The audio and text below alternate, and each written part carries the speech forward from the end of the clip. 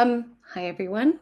Welcome to the August 28th Headlamp Community Call. I'm Lexi, and yeah, happy to be back hosting. I was out last month, but yeah, welcome. And whether you've been part of the project for a while or you're just starting to explore with Headlamp, just happy that you are here with us. And we're holding this month's meeting at 20 UTC to support contributors in North America, but we'll be alternating with an EU-friendly version for the next one. So we'll kick off with just a quick round of introductions since there's only 6 of us here. Just say your name, where you're joining from, and what's your connection to Headlamp, whether you're a contributor or a user or just curious.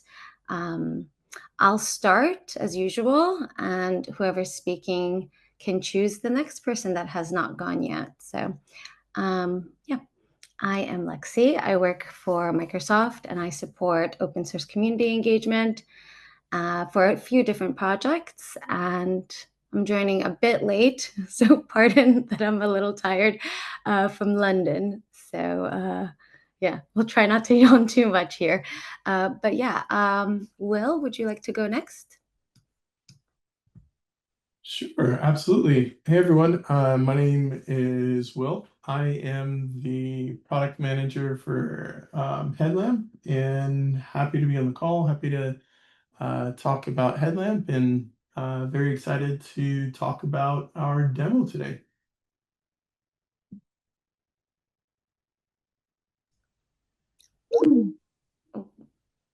Do you want to choose the next person, or I'll just say Joshua. Joshua, you want to go next because you're the next person that appeared for me. I'm Josh. I work for Virginia Tech, a university in Southwest Virginia. We are users of Headlamp. We've developed several custom plugins, and we've contributed a little bit to the source code. Cool. Dejan? Hey, Did I hello. do that right? Did I do that right? Was Dejan? It's enough. Dayan, Dejan, sorry. Okay.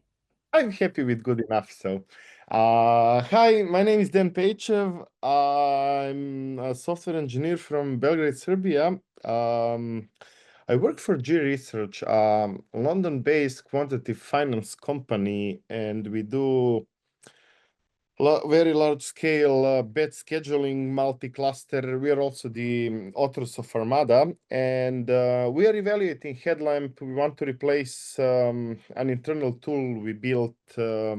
So Headlamp seemed really interesting, and yeah, my team evaluated it. I evaluated it a bit. Looks promising. The plugin system looks really promising. So yeah, I'm here to meet people, say hi, learn about it, and hopefully we start to adopt it. Great, welcome. Matt, you want to go next? Yeah, sure. Thanks. Hey, I'm Matt. I work also at Microsoft. I'm in Colorado. I am a contributor and maintainer of several SIG cluster lifecycle Kubernetes projects.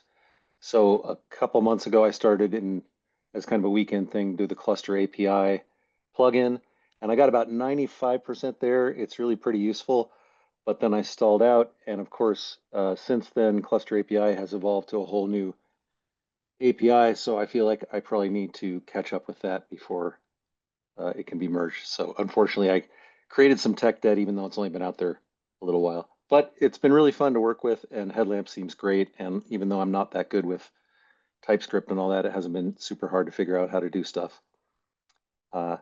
Also, my team came up with and is maintaining Kaito and the Kaito plugin, and they're out of the office today, but I just thought I should be here just in case there's anything they would want to hear about as well. Great, happy you could join us, Matt. And Simon, best for last. Yeah, so good morning or evening to everyone. My name is Simon Potter. I work for Oracle. I'm Senior Director in Product Management Engineering for Linux Virtualization and Cloud Native. and I decided to join the Headlamp community meeting just because um, we are today leveraging Headlamp as part of Oracle Cloud Native Environment. That is the Kubernetes distribution we release at Oracle, and at the same time, we are in touch with some of the developers working on Headlamp. We also submitted some PRs that are mostly obviously related to Headlamp while deployed in Kubernetes cluster or in Kubernetes, right? Yeah, I saw that one Headlamp community meeting was going on, and so I decided to join. I don't know if other people in my team will join later. I know that they are busy. Yeah, but this is the reason. Great. Thank you for joining us. And this is recorded, so if anybody does miss it on your teams, you could always share the link once we share it out.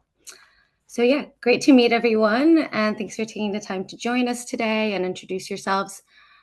We'll kind of shimmy on to the updates. Will is going to walk us through the new projects feature. He has a demo waiting, right? So I believe, yeah, you could pick this up. Sure. Do you want me to hop right in, talk about it for a little bit? Yeah. Take it away. Moment. Let me see. Are you able to share? Demo? Share. Does he have the right screen? You know if you can see my screen? Not yet.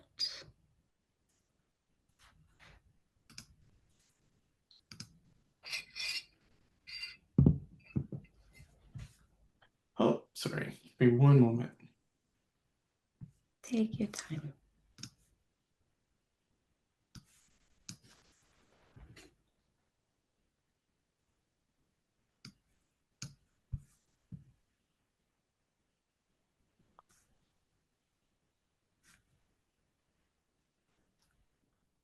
Oh. Hopefully he will come back.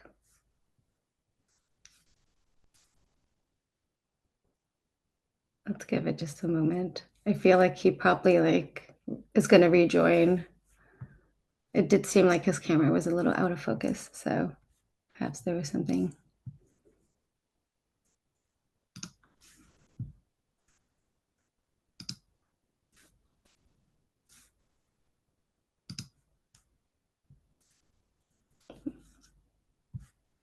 Sorry about that. I think I lost everyone. Should be able to see it now. I mean, if you can, it's pre-recorded, so things don't fall apart on me. Everyone's But we got you. Everything is looking good. okay. Okay, great. Awesome.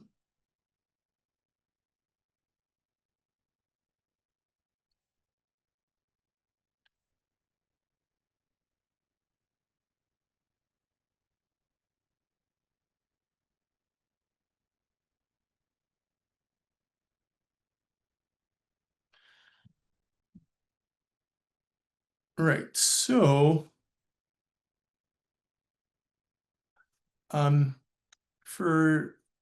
the new feature that we've been working on, it's called projects. And the hope behind it is that it's we're designing a simplified way for to make Kubernetes accessible, particularly for smaller teams. So this enables essentially a logical grouping of resources, users, policies, just to balance the ease of use with Kubernetes. So here we can see in the demo, we're creating a new project. So we're creating a name. We're going to select a cluster, and then we'll have it mapped to a namespace there.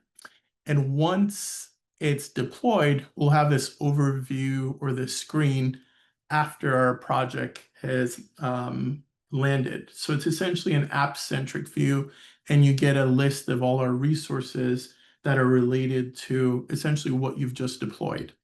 And we give you an overview. You get a list of resources, some access control. We even have our maps feature built in, and it's giving you a bit of an easier way to navigate Kubernetes, especially in terms of onboarding. So if you have newer users, they aren't particularly new to Kubernetes. They might be developers and not necessarily like an admin. The hope here is for us to be able to provide those users with essentially a project that gives them everything that they need to get up and running in Headlamp, right? And here we have new projects. We're doing it from YAML. So again, this is another way to deploy it. So we're going to upload, create a project name, going to select a cluster, and then we're going to include a YAML URL. And then we're going to upload, and essentially we can check our YAML to make sure everything looks good. And then we'll click create ultimately, and then everything will get started. And then that, again, it gives us this landing page where we can see our resources, look at our access control and maps. And this doesn't supersede anything like the cluster view. It's really, ultimately, it's giving an easier way for us to manage and visualize Kubernetes, especially for some of our newer users. Let me see if I can go back. Yeah, but that's it. And that's the focus of what we're doing right now. I'll stop sharing at the moment. Oh, and Josh, seems like you have a question. Yeah, that looks great. Thanks, William. I was wondering, so we kind of make things very easy for our users, and we have in-cluster installs. Is there a way to navigate to this page by default instead of the cluster view? That would be an interesting feature for us. So it's going to, you'll have the cluster view, and underneath it, you'll have essentially, we went through some choices about how we wanted to do that and where it should stick up. So it won't replace it, but it'll be like you'll click on cluster, and then essentially it'll be under that. So it'll be easy to find and easy to access. So if you wanted them to go to your, essentially, let's call it your opinionated view, they'll be able to navigate that. And the cool part is, like, this project can essentially be scoped to whatever, based on how we're designing it, it'll be scoped to the permissions that your users have, so they'll only see what you're sharing with them. So let's say they have access to this particular namespace. Their project will be comprised of what's in that namespace. They'll be able to see like their config maps and things like that. Does that answer the question, Joshua? Yeah, that's great. I was looking at the issue a little bit actually before the community meeting. I'm glad you went over this here. Does Headlamp populate config maps for this data in the individual namespaces or in the Headlamp namespace itself? Like, how do you, or it's automatically generated on the fly? Do you mean the information for the project showing up? Yes. So that will be done our first iteration. So that's going to be generated client side. So it'll be on like your particular headlamp, but the goal is to have something that happens server side. So if we're thinking long term, it's like Joshua, if you're an admin, you want to share a project with someone else, and you want it to show up exactly how you share it. That's our next step there. So for right now, it's happening client side, and it'll be essentially saved on their particular instance of Headlamp. So that's awesome. our next step. So if it's in cluster right now, is that going to be stored in a cookie in the browser, or it's only desktop for now? I believe it may be only desktop for now. Let me double check on that. Let me double check on that for you. Great, thanks. But that's great work. Thank you. Yeah, absolutely. Thanks.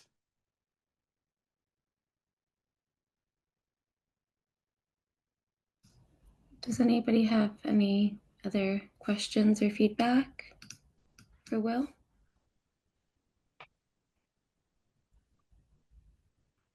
If not, we could move on to any thoughts or questions or feedback for anything else going on in Headlamp. I don't know if anybody's used the new AI client feature or anything else that you want to see next or anything that you might be working on. Now's kind of the time to share. So give it a beat.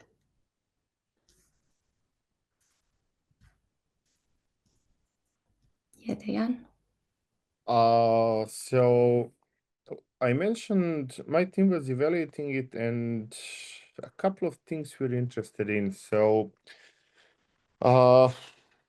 we have fairly big Kubernetes clusters. Armada joins them in a single compute farm, but we have dozens of maybe 2000 node clusters. So, with the desktop app, we encountered a bit of slowness and not timing out. So I'm interested in performance of larger clusters. I mean, in our side, typically we have each Kubernetes cluster at least 2000 nodes and running at least 40, 50,000 pods. So the currently, how, I mean, would Headlamp be okay with that?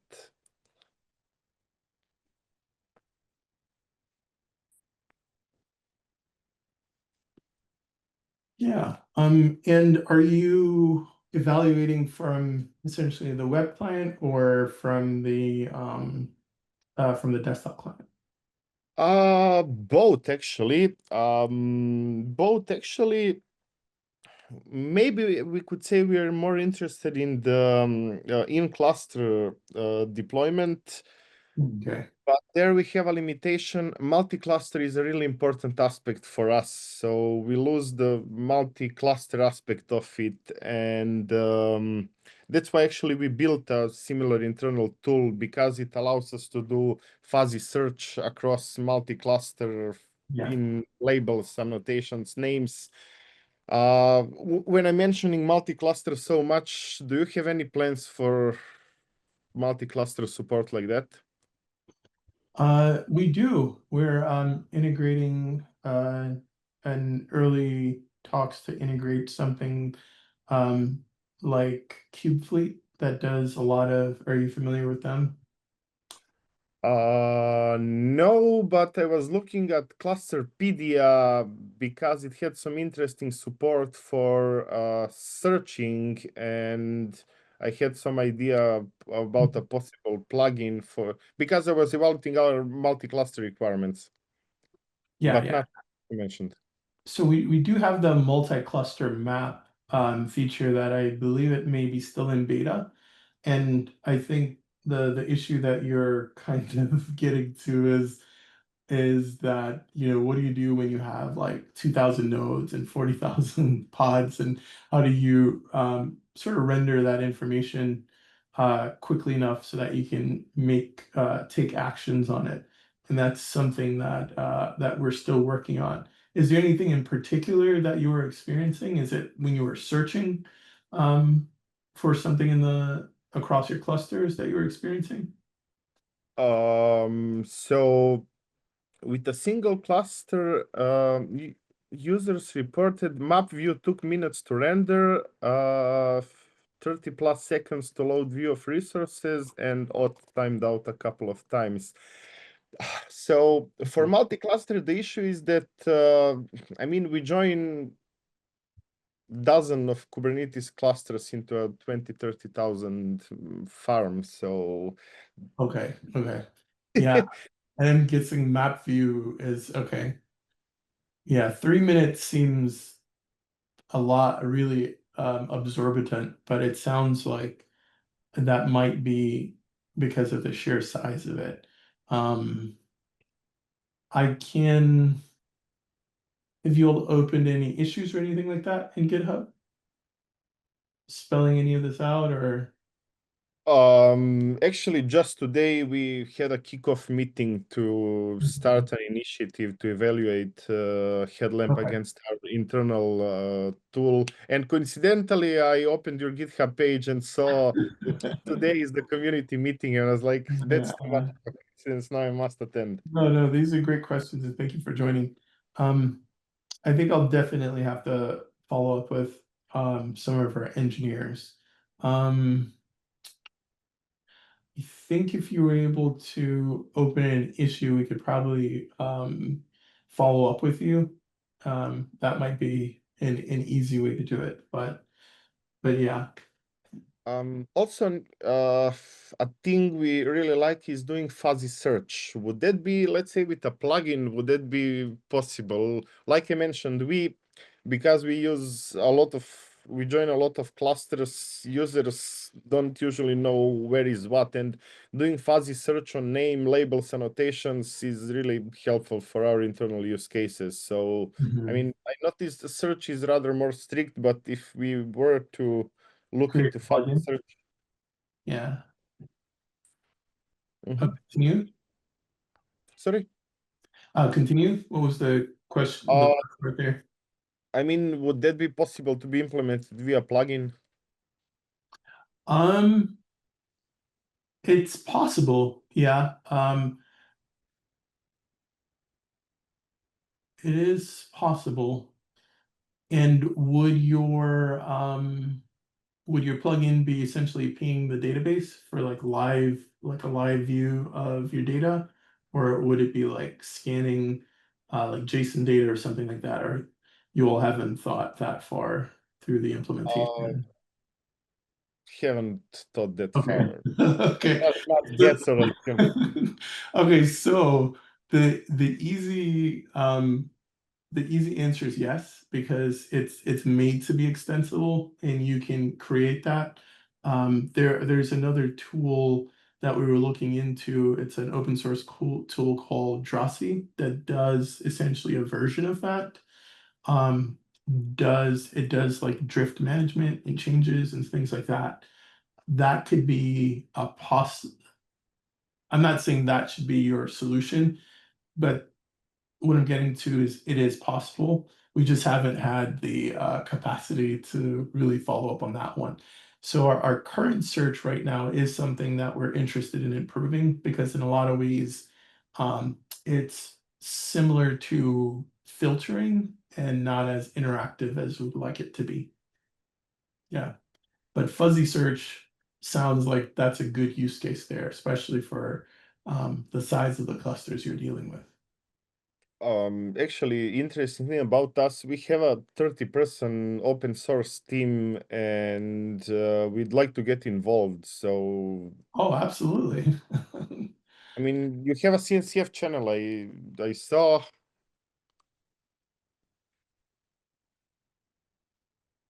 You mentioned the name of the organization. Can you say it again? G Research. G Research? Okay. Okay. That's awesome. But yeah, were you saying about the CNCF channel? You were looking at the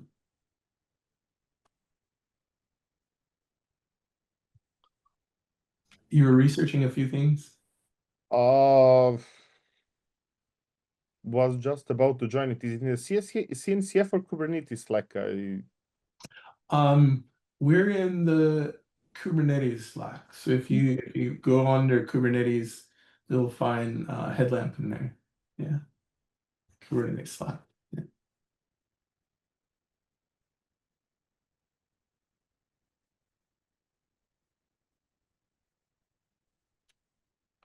Yeah. But no, I'd love to continue to chat about this. Did anyone else have anything? I don't want to like take up everyone's time. No? Okay. No, but very interested in your thoughts on the fuzzy search and how that can be applied. Yeah.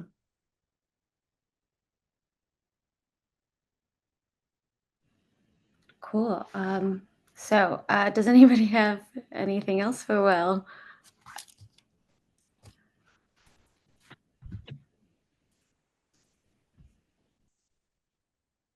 Yeah, obviously off topic. I just think with people in my team, and they should be able to join the next one. Yeah, I think that with them could be the discussion could be much more interesting. Great. We're looking forward to that. The next, Yeah. so, oh, sorry. No, yeah, absolutely. Also because I think that we have some PR going on where, yeah, the headlamp is waiting for our feedback, and maybe they can also sync on those. By the way, yeah. Well, that's great. And it's a great segue because the next Headlamp meeting is going to be on Thursday, September 25th. And the only thing is it will be back to the EU friendly time. So it's 15 UTC or 3 p.m. UTC, which I think will be 11 a.m. Eastern time. Not sure if that will work, but hopefully it does. But it's also 4 p.m. London or 8:30 p.m. India. And yeah, I think that'll conclude our call before I get kicked off. I don't know, my computer's acting up right now. But right, in the meantime, if you guys want to reach out for any reason, we're on GitHub. And as mentioned before on the Kubernetes Slack, the Headlamp channel. And yeah, thanks again and enjoy the day of the rest of your day or evening. Thank you. I'm in the Kubernetes Slack too, Dejan, if you wanted to ping me so we can talk. Right. And thank you, Will, for the demo and heading the technical part of the call. Absolutely. Thank you, everyone. Thanks. Thank See you you. next time.